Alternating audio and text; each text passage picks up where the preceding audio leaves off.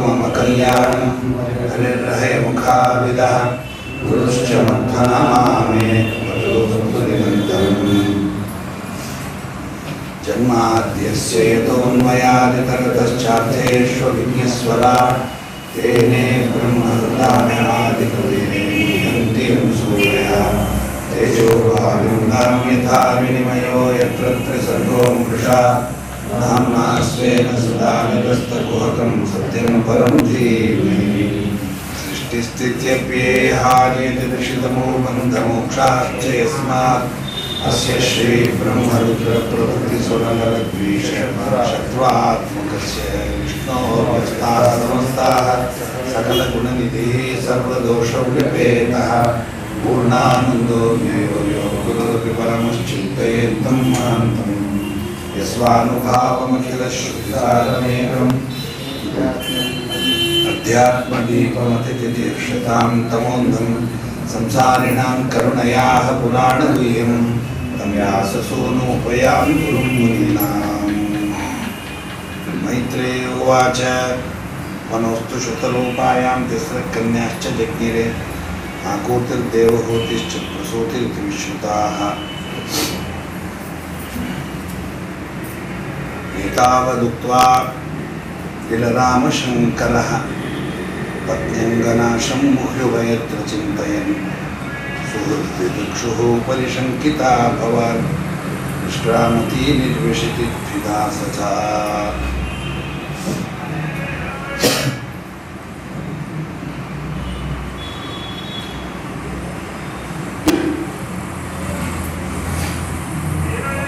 ಹೇಳಿ ನಮ್ಮ ಮಹಂತದೇವರು ಸುಮ್ಮನಾದರಂತೆ. ಎಲ್ಲ ವಿಧವಾದ ಅವಳ ಪ್ರಶ್ನೆಗೂ ಉತ್ತರ ಕೊಟ್ಟರು.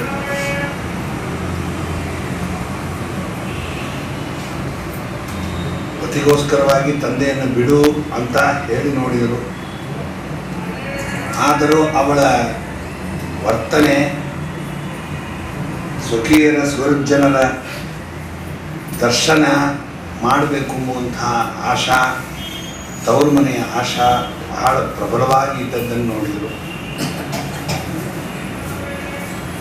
ಅವಳನ್ನು ನೀನು ಬಲಾತ್ಕಾರ ಮಾಡಿ ಇಲ್ಲೇ ಇಟ್ಟುಕೊಂಡ್ರು ಒಂದು ರೂಪದಲ್ಲಿ ಅವಳು ನಾಶವಾಗಿ ಹೋಗ್ತಾಳೆ, ಕೆಟ್ಟು ಹೋಗ್ತಾಳೆ, ತಪ್ಪು ಹೋಗ್ತದೆ ಎಲ್ಲ. ಇನ್ನು ಕಳಿಸಿಕೊಟ್ಟರು ಅಲ್ಲಿ ಅಪಮಾನದ ಪ್ರಸಂಗದಿಂದ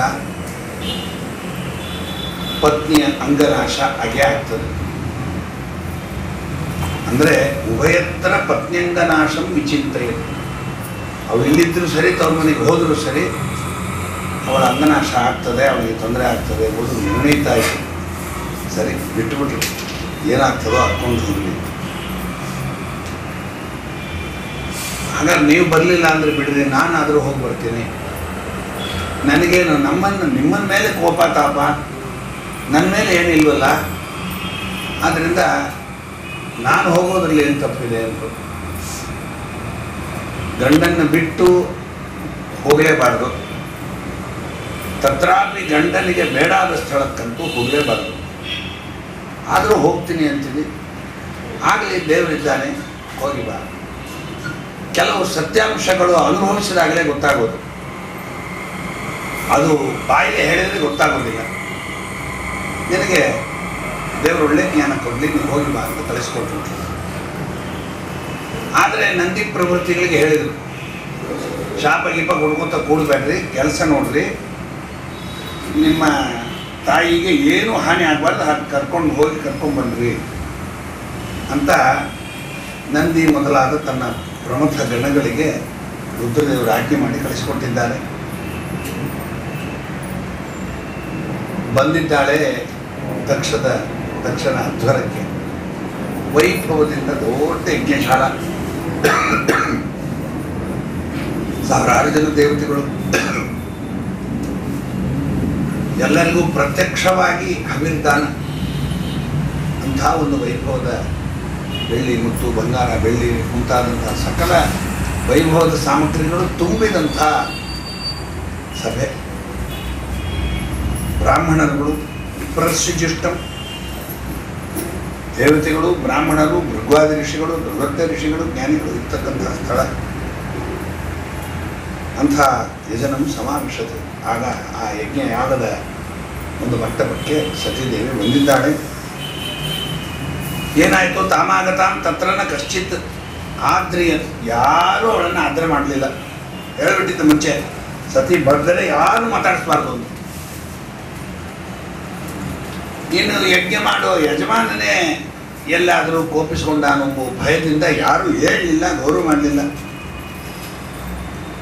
ಸ್ವಲ್ಪ ನೋಡಿ ನಕ್ಕರು ಅಕ್ಕ ತಂಗಿಯರು.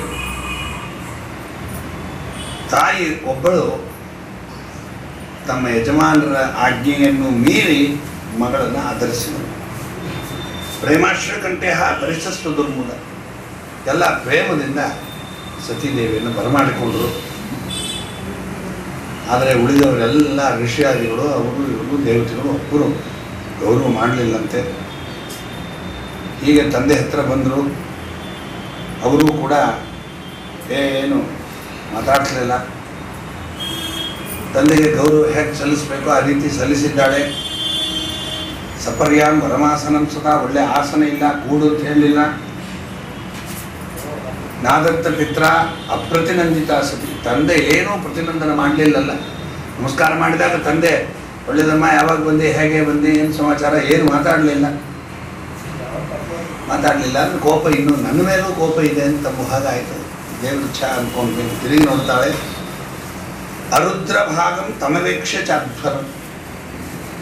ಆ ಯಜ್ಞದಲ್ಲಿ ಎಲ್ಲರ ದೇವತೆಗಳ ಹೆಸರು ಬರೆದಿಟ್ಟು ಏನು ಮಾಡಿಬಿಟ್ಟಿದ್ರು, ಅವರವರ ಭಾಗವನ್ನು ಹವಿಸ್ಸನ್ನು ಇಟ್ಬಿಟ್ಟಿದ್ರು. ಮರದವಾಯಿನ ಇಟ್ಟಾಗಿ ಅವರವ್ರ ಹೆಸರಲ್ಲಿ ಮರದವಾಯಿನ ಲೈನ ಜೋಡಿಸ್ಬಿಟ್ರೆ 33 ದಂಪತಿಗಳಿಗೆ ಹೆಂಗೋ ಹಾಂಗೆ ಇಟ್ಬಿಟ್ಟಿದ್ರು. ಆದರೆ ಪಾಠ ಹೇಳೋ ಆಚಾರ್ಯ ಇಡಲಿಲ್ಲ. ಅವ್ರಿರ್ಬೇಕು ಆಚಾರ್ಯ ದಂಪತಿಗಳಿಗೆ. ಮುಖ್ಯ ರುದ್ರದೇವರು, ಎಲ್ಲ ದೇವೋತ್ತಮರು ಅವಿರ್ಧಾನ ಸ್ವೀಕಾರ ಮಾಡೋದ್ರಲ್ಲಿ ಅವರೇ ಪ್ರಧಾನ. ಆ ಗುರುಗಳಿಗೆ ಇಲ್ಲ. ಗುರುಗಳು ಜಗದ್ಗುರುಗಳು ನಮ್ಮ ರುದ್ರದೇವರು. ಅಂದರೆ ಇಡೀ ಜಗತ್ತಿಗೆ ಅವರ ಉಪದೇಶದಿಂದಲೇ ಮೋಕ್ಷ.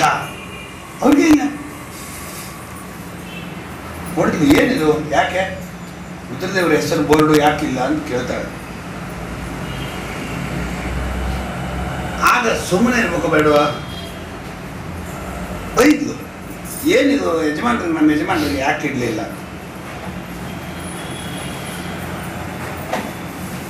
ಕೋಪ ಬಂತು ದಕ್ಷ ಪ್ರಜಾಪತಿಗೆ. ನಾನೇ ಶಾಪ ಕೊಟ್ಟಿದ್ದೇನೆ ಅವನಿಗೆ, ರುದ್ರದೇವರಿಗೆ ಹವಿಸ್ಸಿಲ್ಲ ಅಂತ. ನಾನೇ ಕೊಡಲೆ ಅವನಿಗೆ ಹವಿಸ್ಸು. ಯಾರು ಯಜ್ಞ ಮಾಡಿದರೆ ಅವನಿಗೆ ಹವಿಸ್ಕೊಡೋ ಹಂಗಿಲ್ಲ ಅಂತ ನಾನು ವ್ಯವಸ್ಥೆ ಮಾಡಿದ್ದೀನಿ. ಏಷ ಮರ್ಕಟಲೋಚನ ಕೋತಿ ಕಣ್ಣವ. ದೊಡ್ಡವರು ಮರ್ಯಾದ ಮಾಡಬೇಕು ಹೇಗೆ, ಏನು ಜ್ಞಾನವೇ ಇಲ್ಲ ಅವನಿಗೆ. ಮತ್ತೆ ಪ್ರಕಾರ ಹಳೆಯ ಸಮಾಚಾರಗಳನ್ನೆಲ್ಲ ತಕ್ಕೊಂಡು ಬೈಲಿಕ್ಕೆ ಶುರು ಮಾಡಿದ್ದಾನೆ. ಆಗ ಸತೀದೇವಿ ಉತ್ತರ ಕೊಟ್ಲಂತೆ, ಸಾಕು ಸುಮ್ಮನಿರಪ್ಪ ಅಂತ. ಏನು ಆಡ್ತಿದೆ ನೀನು? ಏನಾದರೂ ತಾರತಮ್ಯ ವಿಜ್ಞಾನ ಇದೆಯಾ? ನಯಸ್ಯ ಲೋಕೆ ಅಸ್ತಿ ಅತಿಶಯಾನಿಯ ಪ್ರಿಯ. ಲೋಕದಲ್ಲಿ ಭಗವಂತನಿಗೆ ರುದ್ರದೇವರಿಗಿಂತ ಹೆಚ್ಚು ಪ್ರಿಯ ಯಾರಿದ್ದಾರ?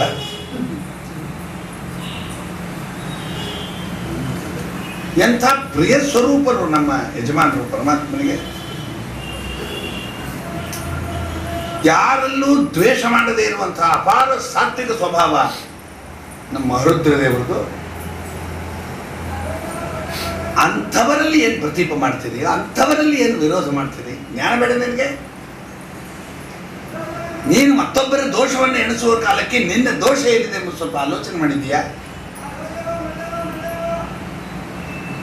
ಮಹಜ್ಜನರನ್ನ ನಿಂದೆ ಮಾಡುವಂತಹ ವ್ಯಾಪಾರ ನಿನ್ನದೇನಿದೆ, ನಿನ್ನ ನಾಲಿಗೆ ಸೀಳಿ ಹೋಗ್ತದೆ. ನೂರಾರು ಜನ್ಮಗಳ ತಪಸ್ಸು ನಾಶವಾಗಿ ಹೋಗ್ತದೆ. ನಿನ್ನಂತಹ ಪಾಪ ಜನರನ್ನ ನಾನು ನೋಡೇ ಇಲ್ಲ. ಇದೇನು ದೊಡ್ಡ ಆಶ್ಚರ್ಯ ಅಲ್ಲ. ಮಹಜ್ಜನರನ್ನ ನಿಂದ ಯಾರು ಮಾಡ್ತಾರೆ? ಅರ್ಥ ಆಗಿದೆ ನನಗೆ. ಗುಣಪಾತ್ಮವಾದಿಷು. ಈ ಶರೀರವನ್ನೇ ಆತ್ಮ ಅಂತ ತಿಳಿದುಕೊಳ್ಳುವಷ್ಟು ಏಕಾಭಿಮಾನ ಯಾರಿಗೆ ಬಂದಿರ್ತದೆ, ಅಷ್ಟು ಶರೀರ ಪೋಷಣದಲ್ಲಿ ಶರೀರದ ಮೇಲಿನ ಅಭಿಮಾನ ಯಾರಿಗಿರ್ತದೆ, ಇಂಥ ಅಸಜ್ಜನರಲ್ಲಿ ಮಾತ್ರ ಈ ಮಹದ್ವಿನಿಂದ ಆಶ್ಚರ್ಯವಾದ್ದೇನಲ್ಲ, ಅವ್ರು ಬರ್ತದವ್ರು ಹಂಗೆ ಮಾಡ್ತಾನೆ ಇರ್ತಾರೆ ಅವರು. ಶೇಷ್ಯ ಮಹಾಪುರುಷ ಪಾದ ಪಂಸುಭಿ ನಿರಸ್ತ ತೇಜಸ್ಸು ತದೇವ ಶೋಭನು. ತೇಜಸ್ಸು ಗತವಾಗಿ ಹೋಗಿದೆ, ಈರ್ಷ್ಯಾದಿಂದ ಕೂಡಿರ್ತೀರಿ, ದೊಡ್ಡವರನ್ನು ನಿಂದೆ ಮಾಡಿ ಮಹಾಪಾಪವನ್ನು ಕಟ್ಟಿಕೊಳ್ತೀವಿ. ಯಾವ ಒಂದು 2 ಅಕ್ಷರ ಶಿವ ಎಂಬ 2 ಅಕ್ಷರ ಇದೆ, ಇದು ಅಧ್ಯಕ್ಷರಂ ನಾಮ ಕಿರೇಲಿತಂ ನೃಣಾಂ. ಎಲ್ಲ ಮಾತುಗಳಲ್ಲಿ ಅತ್ಯಂತ ಮಂಗಳಕರವಾದ ಮಾತು ಶಿವ ಎಂಬುವಂತಹ ಶಬ್ದ. ಜಗತ್ತು ಯಾವ ಶಬ್ದವನ್ನು ಆಡುವುದರಿಂದ ಪವಿತ್ರಗೊಳ್ಳುತ್ತದೋ ಅಂತಹ ಶಬ್ದವನ್ನು ನೀವು ದೂರ ಮಾಡ್ತೀರಿ. ಯತ್ಪಾದ ಪದ್ಮಂ ಮಹತಾಂ ಮನೋಲಿಭಿ ನಿಷೇವಿತಂ ಬ್ರಹ್ಮ ಆಸವಾರ್ಥಿಭಿ ಲೋಕಸ್ಯ ಯದ್ ವರ್ಷತಿ ಚಾಶಿಷೋರ್ಥಿನಃ ತಸ್ಮೈ ಭವಾನ್ ಗೃಹ್ಯತೆ ವಿಶ್ವಬಂಧವೇ. ಇಡೀ ಜಗತ್ತಿಗೆ ಬಂಧು ಎನಿಸಿಕೊಳ್ಳವರು ನಮ್ಮ ಯಜಮಾನರು. ಆಸವಾರ್ಥಿಭಿ, ಬ್ರಹ್ಮರಸವೆಂಬುವಂತಹ ಒಂದು ಆಸವ ಅಂದರೆ ಮಧುವನ್ನು ಯಾರು ಇಚ್ಛಿಸ್ತಾರೋ, ಅಂದರೆ ಪರಮಾತ್ಮನ ಜ್ಞಾನವನ್ನು ಪಡೆಯಬೇಕು ಎಂಬುವಂತಹ ಲವಲವಿಕೆ ಇರತಕ್ಕಂಥ ಜ್ಞಾನಿಗಳಿಗೆ, ಯೋಗ್ಯರಿಗೆ ಯಾವರ ಪಾದ ಪದ್ಮವೇ ಒಂದು ಮಧುವನ್ನು ಕೊಡುವಂಥದ್ದಾಗಿದೆಯೋ, ಮನಸ್ಸೆಂಬುವಂಥ ಅಲಿಗಳು ಅಂದರೆ ಗುಂಗಿ ಹುಳುಗಳು, ಆ ಮನಸ್ಸೆಂಬುವಂಥ ಗುಂಗಿ ಹುಳುಗಳು ಮಧುವನ್ನು ಹುಡುಕೊಂಡು ಹೋಗ್ತವೆ. ಎಂಥ ಮಧು ಅದು? ಬ್ರಹ್ಮರಸವೆಂಬುವಂಥ ಆಸವ. ಸಾಕ್ಷಾತ್ ಪರಮಾತ್ಮನ ತತ್ವಜ್ಞಾನವೆಂಬುವಂಥ ದಿವ್ಯ ಮಧು ಅಮೃತ ಪಾನಕ್ಕೋಸ್ಕರವಾಗಿ ಮನಸ್ಸೆಂಬುವಂಥ ಆ ಗುಂಗಿ ಹುಳಗಳು, ಜೇನು ಹುಳಗಳು ಅಡ್ಡಾಡ್ತಾವೆ. ಆಗ ಯಾರ ಪಾದ ಪದ್ಮ ಅವರಿಗೆ ಆಶ್ರಯ ಕೊಡ್ತದೋ, ಮೋಕ್ಷಾದಿ ಪುರುಷಾರ್ಥಕ್ಕೆ ಯಾರನ್ನು ಅವಶ್ಯವಾಗಿ ಆಶ್ರಯ ಮಾಡಲೇಬೇಕು. ಲೋಕಸ್ಯ ಯದ್ ವರ್ಷತಿ ಚಾಶಿಷಃ ಅರ್ಥಿನ, ಯಾರು ಪ್ರಾರ್ಥನೆ ಮಾಡ್ತಾರೋ ಅವರಿಗೆ ಆಶೀರ್ವಾದ ಮಾಡ್ತಕ್ಕಂಥ ಏಕೈಕ ವ್ಯಕ್ತಿ ಅಂದರೆ ನಮ್ಮ ರುದ್ರದೇವರು. ಗೋರುಸೈಟು ಹೊಲಿದು ಬಿಡ್ತಾರೆ. ನೀವು ರುದ್ರದೇವರನ್ನ ಕುರಿತು ಬಹಳ ಕಠಿಣ ಸೇವಾ ಮಾಡಬೇಕಾದ್ದೇ ಇಲ್ಲ, ಸುಲಭವಾಗಿ ಮಾಡ್ರಿ. ಬೇಗ ಕ್ಷಿಪ್ರಪ್ರಸಾದ ಅಂತ ಹೆಸರು ಅವರಿಗೆ, ಬೇಗ ಹೊಲಿದು ಬಿಡ್ತಾರೆ, ಬೇಕಾದ ಆಶೀರ್ವಾದ ಮಾಡ್ತಾರೆ. ಹರಿಭಕ್ತರಿಗಂತೂ ಅವರಷ್ಟು ಶೀಘ್ರವಾಗಿ ವರ ಕೊಡೋರು ಯಾರಿಲ್ಲ, ಏನು ಬೇಕಾದರೂ ಕೊಡ್ತಾರೆ. ಅದು ರುದ್ರದೇವರ ಸ್ವಭಾವದ ಪ್ರಸಿದ್ಧಿ. ಬಲು ಬೇಗ ಕರುಣ ಕೃಪಾ ಏನು ತುಂಬಿದ ವ್ಯಕ್ತಿ ಅವರು. ಮರುದ್ರದೇವರು ಅಂದರೆ ನಾವು ಈ ಅಯ್ಯಂಗಾರಗಳ ಮಾತು ಕಟ್ಕೊಂಡು ಒದ್ದಾಡಬೇಕು ಮಾಡಬಾರ್ದು. ಮರುದ್ರದೇವರು ನಾವು ವೈಷ್ಣವರು ಶಿವನನ್ನು ದೂರ ಮಾಡ್ತೀವಿ ಹಿಂಗೆಲ್ಲರೂ ಕಲ್ಪಿಸ್ಕೊಂಡ್ಬಿಡ್ಬೇಡ್ರಿ. ನಾವೇ ನಿಜವಾದ ಶೈವರು. ಯಾಕೆಂದ್ರೆ ರುದ್ರದೇವರಿಗೆ ಎಂಥ ಸ್ಥಾನ ಕೊಟ್ಟಿದ್ದೀವಿ ಅಂದರೆ ಭಗವಂತನಿಗೆ ಕೊಡೋ ಸ್ಥಾನ, ವಾಯುದೇವರಿಗೆ ಕೊಡೋ ಸ್ಥಾನ ಕೊಟ್ಟಿಲ್ಲ ಅಂತ ಮಾತ್ರದಿಂದ ಸ್ಥಾನನೇ ಕೊಟ್ಟಿಲ್ವಾ? ಅಜ್ಜನಿಗೆ ಕೊಡುವಂಥ ಸ್ಥಾನ ಅಪ್ಪನಿಗೆ ಕೊಡಲಿಲ್ಲ ಅಂತ ಮಾತ್ರದಿಂದ ಅಪ್ಪ ದೊಡ್ಡವನಲ್ವಾ? ಅವರೊಬ್ಬ ಋಷಿಯೋಗಿಗಳು, ಪರಶುಕ್ಲ ತ್ರಯರು ನೆಕ್ಸ್ಟ್ ಸ್ಥಾನ ಯಾರ್ದು? ಮರುದ್ರದೇವರು. ಅದು ಏನು ಅವರ ತಪಸ್ಸು? ಯಾರಿಗಿದೆ ಅಂತ ತಪಸ್ಸು ಮಾಡ್ಲಿಕ್ಕೆ ಸಾಧ್ಯ? ಅವ್ರು ಏನು ಜ್ಞಾನ, ಅವ್ರೆಂಥ ದಿವ್ಯವಾದಂಥ ಆ ಭಗವನ್ ನಿಷ್ಠಾ, ದೀಕ್ಷಾ, ಭಕ್ತಿ ಇವೆಲ್ಲವನ್ನು ಮಾಡಿ ಜಗತ್ತನ್ನು ರಕ್ಷಣ ಲೋಕಸ್ಯ ಯದ್ ವರ್ಷತಿ ಚಾಶಿಷಃ ಅರ್ಥಿನ ತಸ್ಮಾನ್ ಭವ ತಸ್ಮೈ ಭವಾನ್ ಗೃಹ್ಯತಿ ವಿಶ್ವಬಂಧವೇ. ವಿಶ್ವಕ್ಕೆ ಜಗತ್ತಿಗೆ ಬಂಧು ಎನಿಸಿಕೊಳ್ಳುವ ನಮ್ಮ ಯಜಮಾನರನ್ನ ದ್ರೋಹ ಮಾಡ್ತಿದೆಯಾ ಅಂತ ಬೈದಿ. ಆ ಬ್ರಹ್ಮರಸ ಆಸವಾರ್ಥಿಭಿ ಎಂಬುದು ಸ್ಪಷ್ಟ ಇಲ್ಲ, ಅರ್ಥ ಆಗೋದಿಲ್ಲ. ಅದಕ್ಕೋಸ್ಕರ ಆಚಾರ್ಯರು ತಾತ್ಪರ್ಯ ಬರೀತಾರೆ, ಬ್ರಹ್ಮರಸ ಆಸವಾರ್ಥಿಭಿ ಶಿಷ್ಯಾನಾಂ ಮನೋ ಅಲಿಭಿ. ಅಲ್ಲಿ ಮನಸ್ಸೆಂಬುವಂಥದ್ದೇ ಇದೆ, ಆದರೆ ಯಾವ ಮನಸ್ಸು ಸ್ವತಂತ್ರ ಕೆಲಸ ಮಾಡ್ತದ? ಇಲ್ಲ. ಶಿಷ್ಯಾನಾಂ ಅಂತ ಒಂದು ಪದ ಸೇರಿಸ್ಕೊಂಡ್ರಿ. ಸನಕಾದಿಯು ವೃತ್ತ ಶಿಷ್ಯ ತೇಷಾಮನ್ಯೇತು ಯೋಗಿನ.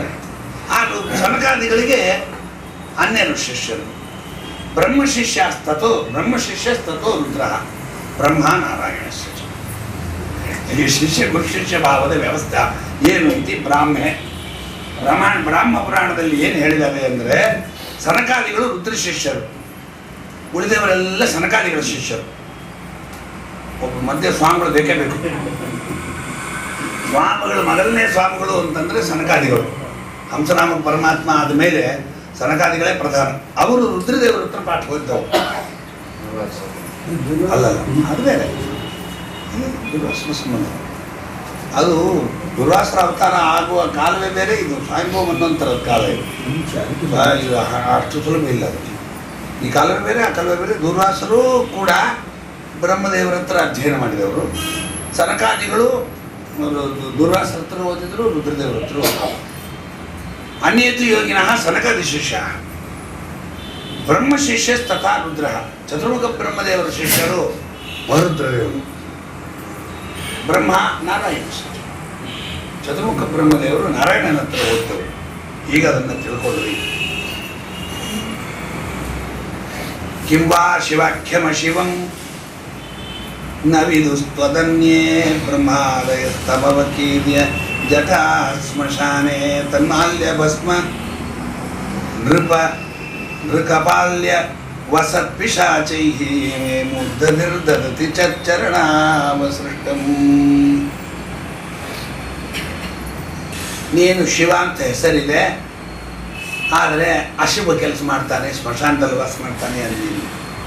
ಎಲ್ಲ ಅವರಪ್ಪ ಬೈದಿದ್ದಕ್ಕೆಲ್ಲ ಉತ್ತರ ಕೊಡ್ತಾರೆ. ಅವನ ಮಾಲ್ಯ, ಭಸ್ಮ, ಕಪಾಲಧಾರಣತ್ವ, ಪಿಶಾಚಿಗಳನ್ನು ಭೃತ್ಯರನ್ನಾಗಿ ಇಟ್ಟುಕೊಂಡಿದ್ದಾರೆ ಅಂತಿರಲ್ಲ. ಹೋಗಿ ಇಷ್ಟೆಲ್ಲ ಅಶುಭವಾದ ಅಶಿವನಾದ ಶಿವನ ಪಾದ ಪದ್ಮವನ್ನು, ಪಾದ ಕಮಲದ ಧೂಳನ್ನು ಬ್ರಹ್ಮಾದಿಗಳು ಧರಿಸಿಬಿಟ್ಟಿದ್ದಾರೆ. ಹೇಗ್ರಿ? ನೀನು ಅಶಿವ ಅಶಿವ ಅಂತ ಯಾರನ್ನ ಅಂತೀಯೋ ಅವರ ಪಾದದ ಧೂಳನ್ನು ಬ್ರಹ್ಮದೇವರು ಧರಿಸಿಬಿಟ್ಟಿದ್ದಾರೆ, ಬ್ರಹ್ಮಾದೇವರು ಧರಿಸಿಬಿಟ್ಟಿದ್ದಾರೆ. ಅದ್ವೈತ ಪ್ರಕಾರ ಇದೆ ಅಲ್ಲಿ. ಹಾಗೆ ಬ್ರಹ್ಮ ಅದು ಏನು, ತಮ್ಮ ಕೂದಲು ಚೆನ್ನಾಗಿ ಹಿಕ್ಕಿ ಗಂಟು ಹಾಕ್ಕೊಂಡ್ರೆ ಧೂಳು ಹೆಚ್ಚು ಹಿಡಿಯೋದಿಲ್ಲ, ಮೇಲೆ ಇದು ಬಿದ್ದೋಗ್ಬಿಡುತ್ತೆ. ಅದಕ್ಕೆ ಅವನು ಏನು ಮಾಡಿದ್ರು, ಕೂದಲು ಬಿಚ್ಚಿಬಿಟ್ರು. ಕೂದಲ ಬಿಚ್ಚಿ ತಗಲ ಹರಡಿಕೊಂಡು ಆಮೇಲೆ ಈ ರುದ್ರದೇವರ ಪಾದ ಧೂಳನ್ನು ತೆಗೆದು ಧರಿಸ್ಕೊಂಡ್ರು. ಅಂಥ ಯಾರನ್ನ ನೀನು ಮಂಗಳಕರ ಅಂತೀಯೋ, ಯಾರು ಮಹಾ ದೊಡ್ಡವರು ಅಂತೀಯೋ ಅವರೆಲ್ಲ ನಮ್ಮ ರುದ್ರದೇವರ ಪಾದ ಪದ್ಮದ ಧೂಳನ್ನು ಧರಿಸಿದ್ದಾರೆ ಎಂದಾಗ ಇವರು ಅಶುಭರು ಅಶಿವರು ಹೇಗಾಗ್ತಾರೋ? ಇವರು ಇರೋದರಿಂದಲೇ ಎಲ್ಲ ದೇಶವೂ ಪವಿತ್ರ ಆಗ್ತದೆ. ಇವರು ಇರೋದರಿಂದಲೇ ಇವರ ಸ್ಪರ್ಶದಿಂದ, ಇವರ ಶರೀರ ಸ್ಪರ್ಶದಿಂದ ಕಪಾಲಾದಿಗಳು ಶುದ್ಧ ಆಗ್ತಾವೋ ಹೊರತು ಕಪಾಲದಿಂದ ನಮ್ಮ ರುದ್ರದೇವರ ಶುದ್ಧ ಆಗೋದಿಲ್ಲ. ತಿಳ್ಕೊಂಡಿದ್ಯಾ ನೀನು? ನೀನು ಬ್ರಹ್ಮಾದಯ ಅಂತ ಕ್ಷಣಕ್ಕೇನೆ ಮತ್ತು ರುದ್ರದೇವರಿಗೆ ಸರ್ವೋತ್ತಮತ್ವ ಬಂದುಬಿಡ್ತು. ನೀನು ಯಾರು ಇಲ್ಲೇ ಇಲ್ಲ, ಬ್ರಹ್ಮದೇವ್ರಿಗಿಂತ ಇವರೇ ಉತ್ತಮರಾದರು.